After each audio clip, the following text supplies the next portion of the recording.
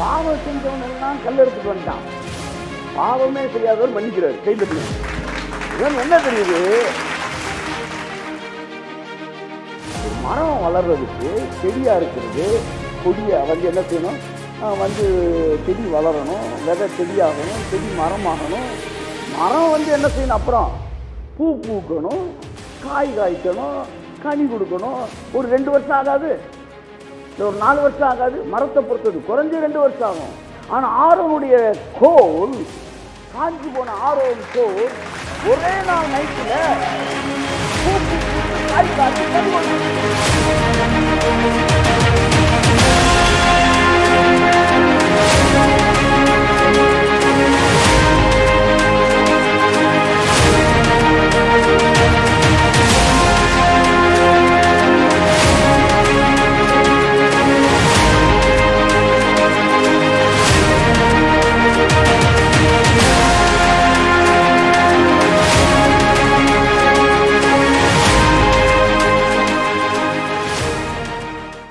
தேவனுடைய பிரசன்னம் என்பது தேவனை உணர்கிற ஒரு இடம். ஆலயம் என்பது it's not the place to watch something, it's the place to experience something.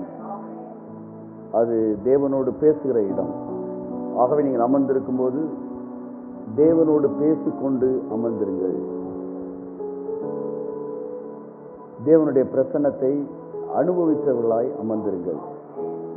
அப்பொழுது தேவனுடைய மகிமையின் மேகம் உங்களை மூடிக்கொள்ளும். அந்த மேகத்திலிருந்து ஒரு சத்தம் புறப்பட்டு வந்து உங்களோடு கூட பேசும். ஆகவே அன்புக்குரியவர்களே, அந்த மேகத்தோடு இணைக்கப்பட்டவர்களாய் அமர்ந்திருங்கள். தேவனுடைய சமூகம் பாருங்க,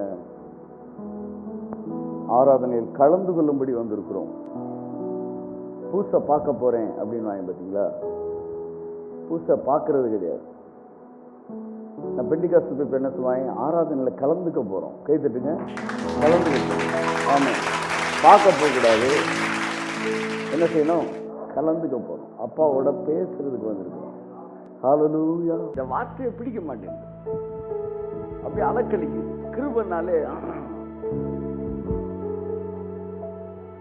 ஒருத்தன் வந்து சொன்னான் பாருங்க, ஆண்டவரே நான் வாரத்தில் 2 தரம் உபவாசிக்கிறேன். வாழைப்பழத்தை சொல்லுங்க, முடிங்க, உரிச்சு வச்சிருக்கு. உபவாசம்னு நெஞ்சில் அடிச்சுக்கிறாத. உன் உபவாசத்தை பெருமையா பேசாத. வாழைப்பழத்தை சொல்லுங்க, உரிச்சு வச்சிருக்கு. தலை சரியா இருந்தா தானே வந்து வால் சரியா இருக்கும். தலையே உபவாசம் பேசினா. ஒரு பையன் வந்து கிளாஸ்ல வந்து யூனிவர்சிட்டின்னு சொல்றானா, யூனிவர்சிட்டின்னு இருக்கான். யூனிவர்சிட்டிடா, யூனிவர்சிட்டின்னு இருக்கான். இப்போ உங்க அப்பா கூட்டுவான்னு சொல்லி அவனை கூப்பிட்டு வந்து, என்னங்க யூனிவர்சிட்டினா யூனிவர்சிட்டின்றான் அப்படின்னு இருக்கு அந்த வாத்தியார். அவங்க அப்பா சொல்லியிருக்காரு, சார் அவன் கப்பா குட்டி அவ்வளவுதான் சார்.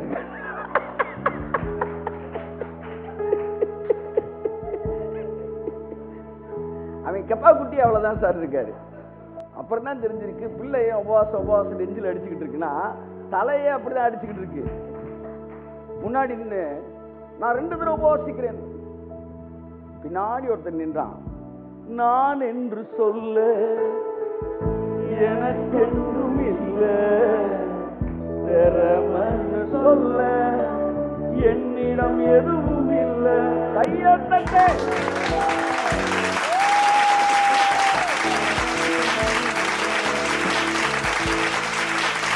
நான் நீதிமான், இந்த பாவியை போல கிடையாது.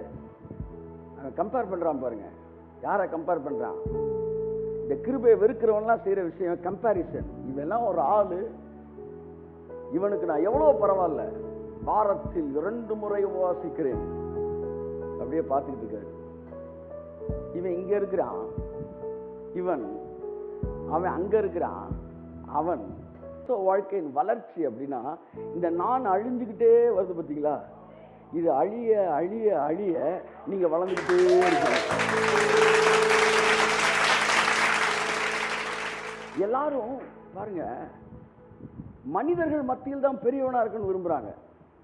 அதனாலதான் நான் யார் தெரியுமா அப்படின்னு சொல்றான்னா அவன் மனுஷன் முன்னாடி பெரியவனா இருக்க விரும்புறான்னு அர்த்தம். ஆனா கிறிஸ்தவ வாழ்க்கை என்பது நான் அழிஞ்சுக்கிட்டே வரணும். ஒருத்தர் பெரிய லெவல்ல சைன் பண்றாரு, என்னன்னு அர்த்தம்? அவர் நான பெரிய லெவல்ல அழிச்சிட்டாருன்னு அர்த்தம். அப்ப யோவான் சொன்னான், நான் சிறுகவும் அவர் பெருகவும். அவன் சொன்னான், நான் சிறுகவும் சிறுகவும் சிறுகவும் சொல்ல சொல்ல பைபிள் சொல்லிச்சு, அவன் தேவனுடைய பார்வையில் பெரியவனாயிருந்தான். ஸ்திரீகளிடத்தில் பிறந்தவனிலும் யோவான் சானகனை பார்க்கிலும் பெரியவன் ஒருவனும் இல்லை. 2 தடவை பைபிள் எனக்கு தெரிஞ்சு யோவான் சானகனை பெரியவன்ற வார்த்தையை பயன்படுத்துது. ஒன்று, அவன் பிறக்கிறதுக்கு முன்னாடி அவன் தேவனுடைய பார்வையில் பெரியவனா இருப்பான். 2வது, அவன் ஸ்திரீகளிடத்தில் பிறந்தவரில் யோவான் ஸ்நானகனை பார்க்கிலும் பெரியவன் ஒருவனும் இல்லை. ஏன் பைபிள் அவனை பெரியவன் பெரியவன் சொல்லுது? அவன் சொல்றான், நான் என்று சொல்ல எனக்கொன்றும் இல்லை, சொல்ல என்னிடம் எதுவும் இல்லை. நான் என்று சொல்ல சொல்ல எனக்கொன்றும் இல்லை, இல்லை சொல்ல என்னிடம் எதுவும் இல்லை. தகுதியில்லா என்னை உயர்த்தியது உங்க கிருபை, உங்க கிருபை இல்லைனா நானும் இல்லை. ஆமென். உங்க கிருபை இல்லைனா நானும் இல்லை. கையை தட்டி, உங்க கிருபை வேண்டுமே, உங்க கிருபை போதுமே, உங்க கிருபை இல்லாம நான் ஒன்றும் இல்லையே. உங்க கிருபை வேண்டும், நாங்க கிருபை போதும், உங்க கிருபை இல்லாம நான் ஒன்றும் இல்லையே இயேசுவே.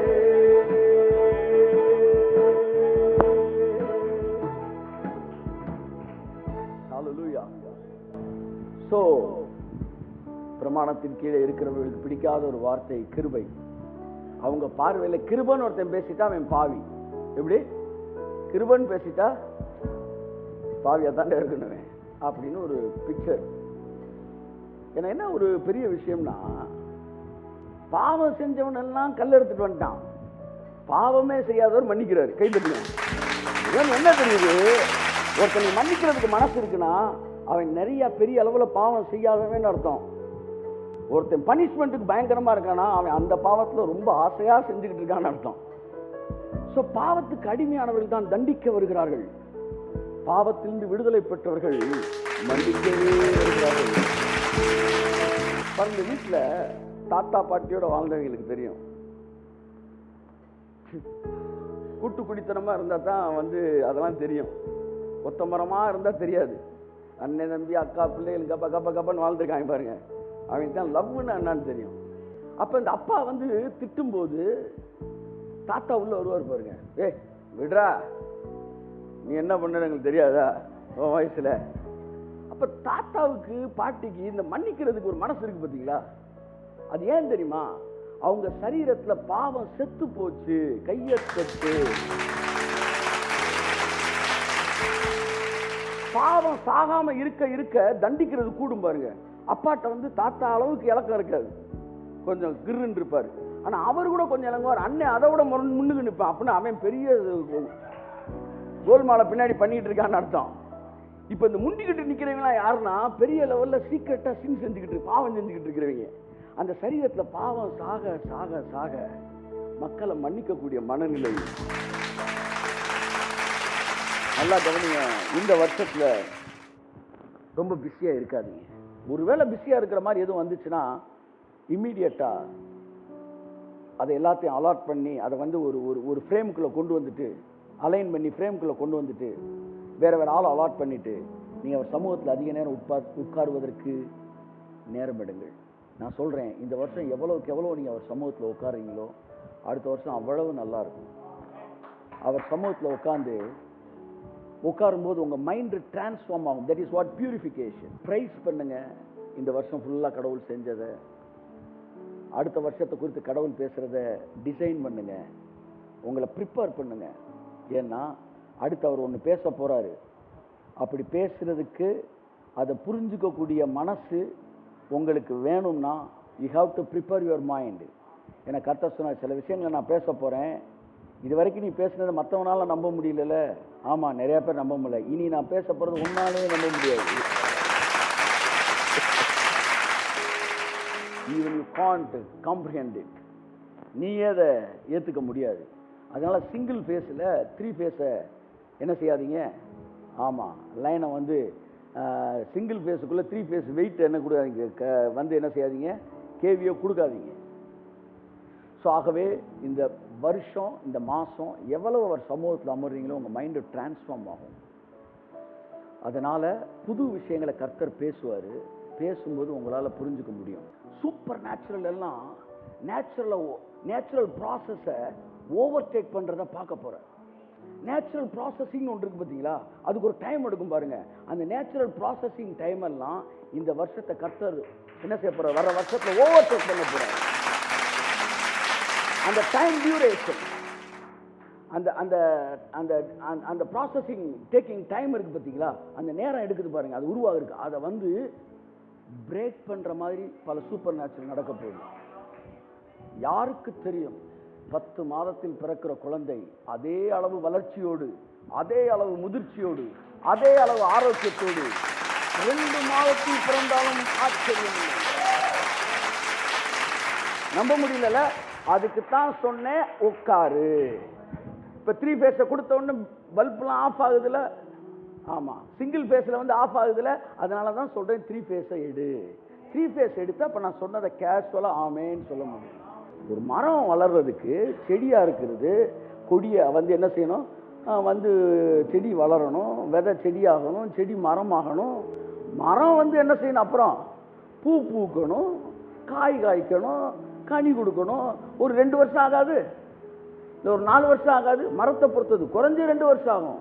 ஆனால் ஆரோனுடைய கோல், காஞ்சி போன ஆரோன் கோல் ஒரே நாள் நைட்டில் பூ பூத்து காய் காத்து கனி கொடுத்துச்சு. நேச்சுரல் ப்ராசஸ்க்கு எடுக்கிற டைமை சூப்பர் நேச்சுரல் ஓவர்டேக் பண்ணுது. ஆரோன் கோளுக்கு கை தட்ட தெரியுதுல, அது உன் வாழ்க்கையில் நடக்கும்னா மட்டும் என் ஆமேன் வரமாட்டேங்குது. பக்கத்தில் ஒரு காலுக்கு நறுக்குன்னு ஒரு கொட்டு கொட்டி, உங்க கிருபை வேண்டுமே, உங்க கிருபை போதுமே, உங்க கிருபை இல்லாம நான் ஒன்றுமில்லை, உங்க கிருபை வேண்டும், கிருபை போதும், கிருபை இல்லாம ஒன்றுமில்லை இயேசுவே. ஒரு சாம்பிள் தான், 2 ஸ்டேட்மெண்ட் சொன்னேன்.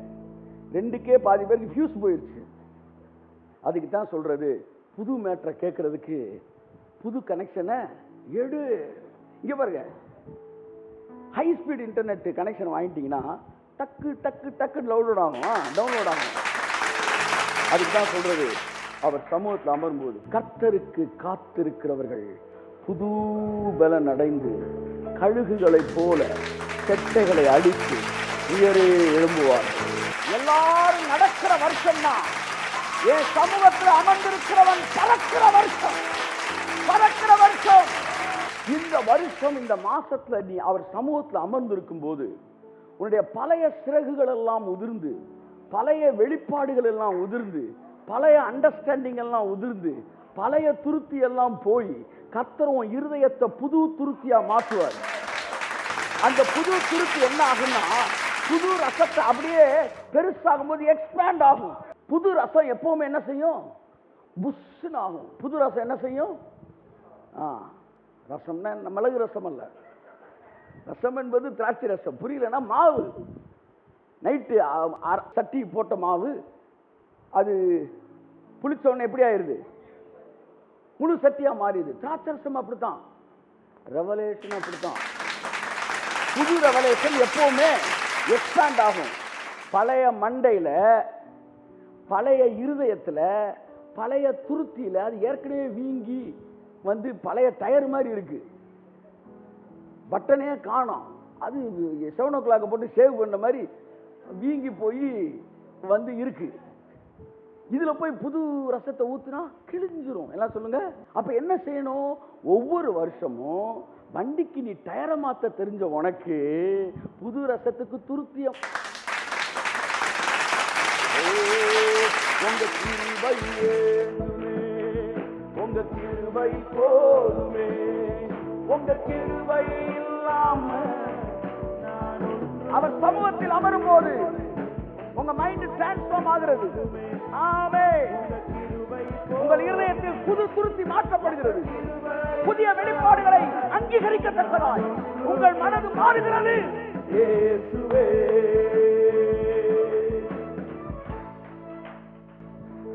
சோ நீங்க இப்ப என்ன பண்றீங்க? டயரை மாத்தினா அடுத்து ஒரு 5000 கிலோமீட்டருக்கு அந்த டயர் என்ன செய்யும்? ஓடும். அப்படித்தான் ஒவ்வொரு வருஷத்துலயும் நீங்க துருத்தியை மாத்தணும். எப்படி துருத்தியை மாத்தணும்? ஏன்னா அப்ப புது ரசத்தை ஊத்த போறாரு. பழையவைகள் நிறைவேறல் ஆயின, இதோ புதிதானவைகளையும் நான் பேசுகிறேன்.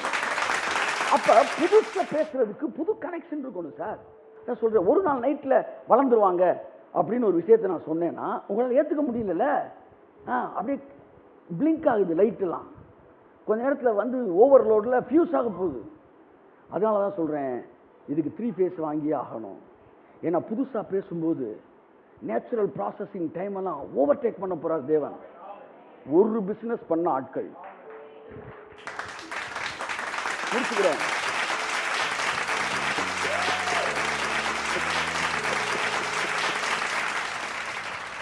ஆவியானவர் சொல்றதுக்கு முன்னாடியே சொல்லிடுறாரு, ஒரு பிசினஸ் பண்ண ஆட்கள் 100 பிசினஸ் பண்ண போறீங்க.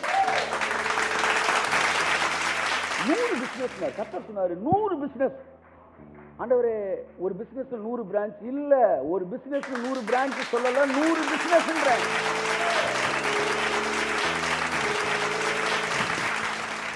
ஆண்டவரே, whether my brain is capable to do it. டே, ஆவியை ரிசீவ் பண்றதுக்கு உனக்கு மைண்டை கொடுத்தேன்னா அந்த ஆவி இன்ஃபினிட்டி, அதை வாங்குறதுக்கு ஒரு மைண்டை படைச்சேன்னா அந்த மைண்ட் எவ்வளவு கேப்பபிளா இருக்கும். அதனால 100 இல்ல 1000 பண்ண முடியும். இந்த வருஷம் உங்களுக்கு புது துருத்தியை நீங்க பெற்றுக்கொண்டீங்கன்னா அடுத்த வருஷம் கேஷுவலா சொல்றேங்க, எஃபர்ட்டே இல்லாம 100 பிசினஸ் உங்களை சுற்றி நடக்கும். அதுக்கான ஆளுகளை தேவன் தருவாரு, அதற்கான டிவைன் கனெக்ஷன் வரும், அதற்கான இன்வெஸ்ட்மெண்ட் வரும், அதற்கான உறவுகள் வரும், அதற்கான கதவுகள் திறக்கும். கர்த்தர் உணர்த்தா யாவையும் செய்து முடிப்பார்.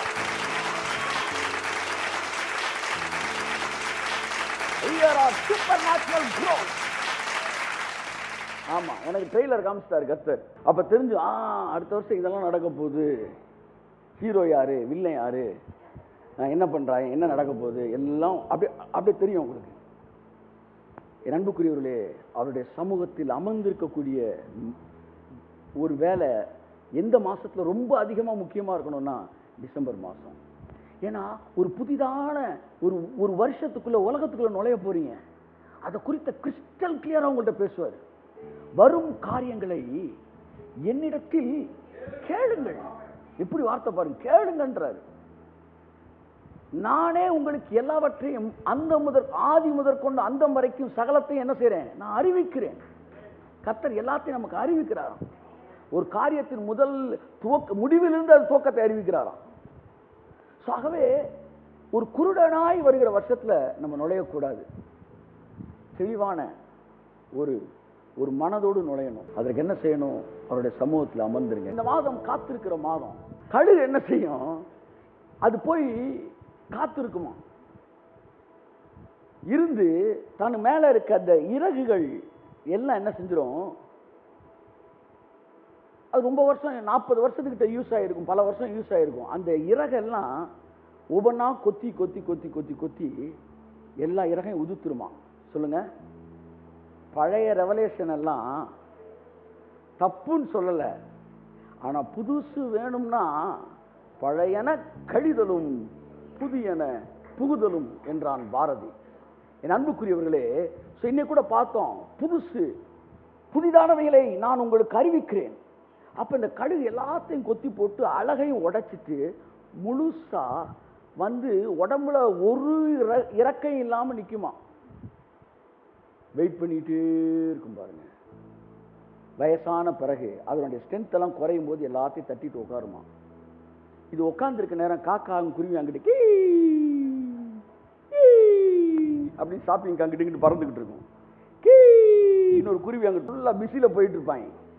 உடனே என்ன எல்லாம் பிஸியா இருக்கிறாங்க, இது மட்டும் உட்காந்துருக்குன்னா அதெல்லாம் காக்கா. ஆனா கழுகுக்குள்ள அப்படியே முளைக்கும் பாருங்க இறங்குங்க. அடுத்து எடுத்து அப்படி அடுத்துச்சுன்னா 40 வருஷம் நெக்ஸ்ட் 40 இயர்ஸ் அந்த இளமையை மறுபடியும் தனிமையில் அழுத போது கேட்டிட யாரும் இல்லை, தள்ளாடி நடந்த போது தாங்கிட யாரும் இல்லை, தனிமையில் அழுத போது கேட்டிட யாரும். பாருங்க, வயசு கூட கூட இந்த ஸ்பிரிச்சுவல் மேனுக்கு, அந்த ஸ்பிரிட் மேனுக்கு இல்ல, அந்த ஸ்பிரிச்சுவல் லைஃப்ல இருக்கிற மனுஷனுக்கு வந்து ஃபெய்த் டம்மி ஆகும். பாருங்களேன், ஃபெய்த் குறையும், வீரம் குறையும், கர்த்தரை தாறுமாற நம்புற அந்த இளம் பிராயத்தின் விசுவாசம் இருக்குல்ல, அதெல்லாம் டம்மி ஆகும். அதனாலதான் ஒரு புது பிசினஸ் நீங்க தொடங்கும் போது அந்த பிசினஸ் ஏற்கனவே எக்ஸ்பீரியன்ஸ் கூப்பிடக்கூடாது. அவன் அதுல என்னென்னலாம் வந்து தோல்வி இருக்குன்னு மைண்டோட வருவான். அந்த பிசினஸே தெரியாதவனு உள்ள இறக்கணும், கைப்பற்றி. அதுங்க 1000 கனவுகளோட வருவான்.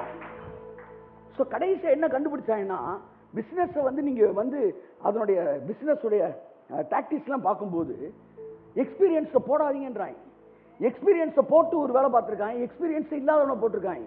இந்த இல்லாதவன் செஞ்சான் பாருங்க, அவன் தான் டாப்ல வந்திருக்கிறான். ஏன்னா அவனுக்கு தோல்வினா என்னன்னு தெரியாது. நல்லா கவனிங்க, வயசு ஆக ஆக மனசுக்குள்ள அந்த வீரம், அந்த விசுவாசம், தாறுமாற கர்த்தரை நம்புறது, காட்டு மிராண்டி மாதிரி அவர் வல்லமை மேல நம்பிக்கை இருக்கிறது, இதெல்லாம் இளம் வயதுல தாவீதுக்கு இருந்துச்சு. ஒரு படையே அமைதியா இருக்கு, ஒரே ஒரு இளைஞன் உள்ள தவறான், சொல்றான், உம்மாலே நான் ஒரு சேனைக்குள் பாய்வேன். சேனைனா என்ன சார்? ஒரு 1,00,000 பேர் நின்றுட்டு இருப்பாங்க. சொல்றான், ஒருத்தன் பாய வேண்டாம், உம்மாலே நான் ஒரு மதிலை தாண்டுவேன். சவுல் நிக்கிறான் 6 அடிக்கு, மக்கள் நிக்கிறான் எல்லாம் 5.25 அடிக்கு, எல்லாம் வந்து தாறுமாறா நிக்கிறாங்க. ஒருத்தன் உள்ள குதிச்சு கோலியாத் என்கிற அரக்கனை ஏறக்குறைய 12 அடிக்கிட்ட 9 அங்குலத்துக்கு மேல இருந்தாங்க. சோ பாருங்க, 9 அங்கிட்டு ஒரு 4 15 அடி போஸ்ட் மரத்தை கொண்டு வந்து வாசல்ல நட்டுட்டாங்கடான்ற மாதிரி 15 அடியில நடந்துகிட்டு இருக்கிறான். அவனை 5 அடியில ஒரே ஆள் அடிச்சான். வெறி, விசுவாசம். கர்த்தர் இருக்கார கூட, டே போடா ஆண்டவனே நம்ம பக்கம் இருக்கான் அப்படி நடத்த. இதே தாவீது எல்லாம் சொல்லுங்க, இதே தாவீது ராஜாவான போது, பெலிஸ்தியர்களோடு படையெடுத்த போது எத்தனை பேர் நம்ம பக்கம் இருக்கான் என்றா அப்படின்றான். எதுக்குடா என்ற கர்த்தர் கேட்கிற, எதுக்கு என்ற இல்ல, அவங்க எவ்வளவு பேர் நம்ம எவ்வளவு பேர் பார்க்கணும்ல. டே நீ சிங்கண்டா, ஒரே ஆளா போய் அடிச்சு தகர்த்த நீயா கணக்கு பண்ற. வயசு ஆக ஆக உங்க விசுவாசமும் உங்க பலனும் குறையும். அதுக்குத்தான் வயசே ஆகாம இருக்கணும்னு நீங்க நினைச்சீங்கன்னா, உங்க விசுவாசம் குறையாம இன்னும் பெருகணும்னு நினைச்சீங்கன்னா, ஓடிட்டு இருக்கும் போதே ஒரு பிரேக்கை போட்டு டிசம்பருக்கு உட்காந்து, உங்க கிருபை வேண்டுமே, உங்க கிருபை போதுமே, உங்க கிருபை இல்லாம நான் ஒண்ணுமில்லை. சொல்லுங்க, உங்க கிருபை வேண்டுமே இயேசுவே, கிருபை போதுமே, ஓ உங்க கிருபை இல்லாம நான் ஒண்ணுமில்லை இயேசுவே. உட்காரும் போது அப்படியே பாருங்க, பழைய இறக்கையெல்லாம் அப்படியே ஒதுக்குறீங்க. அதான் சகலம் நன்மையாக தான் நடக்கும் ஏற்கனவே சொல்லியிருக்கேன்லப்பா, அப்புறம் எதுப்பா உட்கார்ற? எல்லாம் தெரியுமாப்பா, எல்லாம் தெரியும். ஜீவனால நன்மையும் கிருபையும் தானே தெரியுமாப்பா, தெரியாதுன்னா சொன்னோம். ஆனா இப்ப எனக்கு புதுசு ஒண்ணு வேணுமாப்பா. பழசெல்லாம் உதுத்துட்டு உட்காந்துருக்கு. அடுத்து ஒரு கழுகு சொல்றாங்க சார், அது வந்து பாருங்க, புது ரெக்கையில் முளைத்த பிறகு புது அழகு முளைத்த போது அது வந்து மறுபடியும் 40 வருஷம் வாழுமா. அதோட இளமை மறுபடியும் வந்துருமா. எங்க கோலியாத் அடிச்சான் பாருங்க, அந்த வெறி திரும்ப வந்துருது. அனுபவம் கால்குலேட் பண்ணுது. சவுல் சொன்னான், நீ இளைஞன், நீ இளைஞன். அவனோ சிறு வயது முதற்கொண்டு யுத்த வீரன்.